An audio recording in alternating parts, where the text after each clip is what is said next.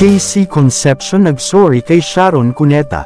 Nangungulila sa pagmamahal ng ina, hiling na bumalik ang pagiging super close nila ng kanyang ina, Christy Fermin na touch.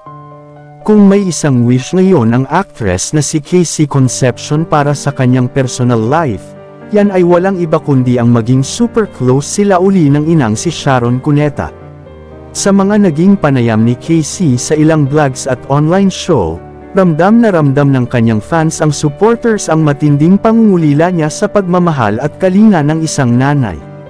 Dahil dito halos lahat ng social media followers ni Casey ay nagsabing sana raw ay matudukan na ang kontrobersya sa pagitan ng mag-ina at maayos na ang gusot sa kanilang pamilya. Na-touch naman si Christy Fermin sa mga naging pahayag ni Casey about her mom na kontrobersyal din ngayon dahil sa issue sa pagitan ng anak nila ni Gabby Concepcion at ng anak niya kay Kiko Pangilinan na si Frankie. Naibahagi din nga ang saloobin ni Casey tungkol sa pinagdadaanan nito kamakailan.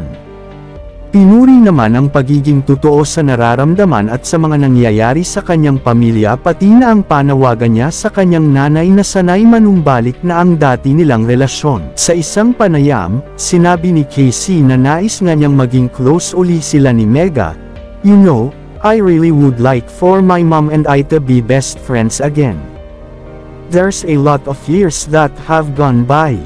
You know, syempre, may mga distractions kami.